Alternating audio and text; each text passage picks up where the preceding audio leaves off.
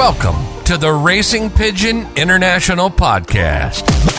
We talk about everything racing pigeons, the latest news, results, events, and interviews from around the world. So for years I've heard the argument that money is killing the sport. And I've said in various articles, I've said before on videos and what have you, that I disagree.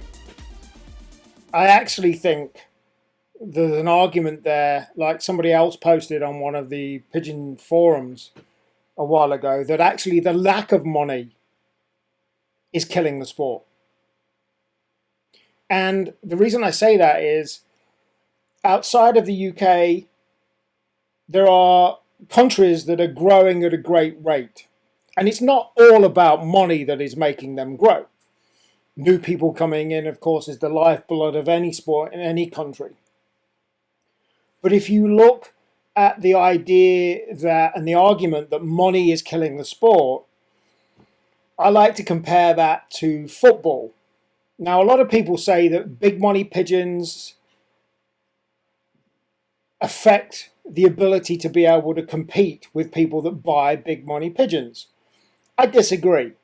You look at many of the one-off race results that happen out there, and the big money is won by pigeons with no paper pedigrees as such. Normal pigeons a lot of times win big money in one-off races. And the same for nationals. National races, wherever they are in the world, are not just won by pigeons that cost a tremendous amount of money or their parents cost a tremendous amount of money. It just doesn't work like that. So I would say that a lack of money in the sport is actually that's not helping it at all. If you look, again, I've said this before, but if you look at darts, if you look at snooker, those sports were struggling at a great pace until people or someone came in and started to revolutionize them and ultimately injected money into them. And it's the same for pigeon racing. If you win a national, what do you win? You don't win a great deal of money. And I understand that people don't race in nationals for the money. They race for the prestige and the great achievement that it is to be able to win a national or come high up in a national. But really, why shouldn't a great pigeon that wins a national win a lot of money for its owner? Why shouldn't it? And the argument is that lack of investment, lack of money, and the wider public not understanding about our great sport, which is pigeon racing. And I would argue that if good investment came in to the sport, things would radically change. I honestly believe that if people could race pigeons and have the potential of winning money, it would be a big thing to potentially hook more interest from outside public. Yeah, we know that my son's Andy, he doesn't race for the money in the club or the Fed or the Nationals. He does it for the enjoyment. But the enjoyment, you're not going to hook new people in just from trying to explain the enjoyment.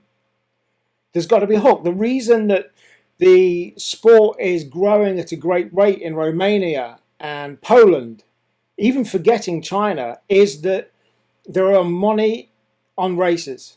Money and the potential to win money in races is what's driving that.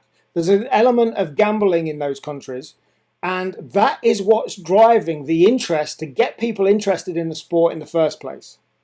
And China's a whole other ballgame. I've been over there, and I would say that the entire sport is driven by gambling over there. So, like I've said before, I think actually the lack of money is what's holding the sport back. And the argument that you can't compete with big money pigeons is wrong as well, in my opinion. It's like comparing the Premier League to a Sunday League side. I do believe there should be leagues in racing at club racing level. And I think that just because there's the Premier League exists, that doesn't mean that people don't still play Sunday football. People do what they do for their own enjoyment. People will play and go to watch Sunday football for the enjoyment of doing it. People will go to Premier League games and pay a lot of money to see their Premier League teams play. No difference in the pigeon sport. There should be no difference. Realistically, with good husbandry, a pigeon flyer who breeds his own pigeons from pigeons that are worth no more than £50 each, with good training, good diet, good regime and management, should still be able to compete with somebody who spends thousands on the parents of pigeons that get raced. It's been proven one-off races happen all the time. So the idea that money is ruining sport, I completely disagree with. Lack of money is one of the things that is holding the sport back. You've been listening to the RPI Podcast. Check out more episodes at podcast.racingpigeoninternational.com.